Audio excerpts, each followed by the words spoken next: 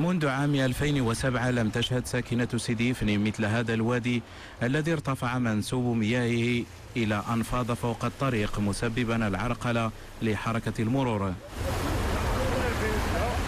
جينا نشوفوا هذا الواد الحامل بزاف اللي طالع فوق القنطرة وهايج بزاف. كنسرحوا الطريق على حساب عباد الله هنا يدوزوا. انا الواد دابا ما كاينش دابا الساعه ديال ما كان هو طلع فوقها. الحمد لله دخل هذا شحال هذه ما شفناش عام العام. الحمد لله على كل شيء على الخير الحمد لله. ماشي كيف الشراب بالخير.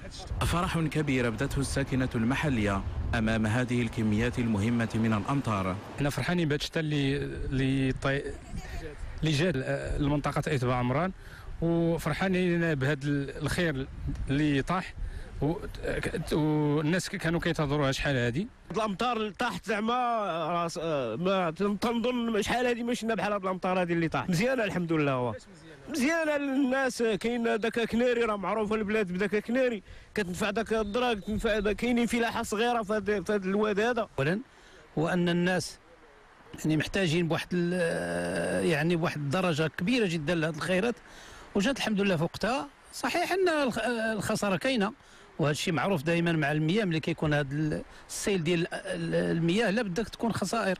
ورغم الخسائر التي قد تخلف هذه الأمطار في بعض مناطق جهة سوس مستدرعة، فالارتياح سيد الموقف، والأمل معقود على الانعكاس الإيجابي للأمطار على القطاع الفلاحي في القادم من الأيام.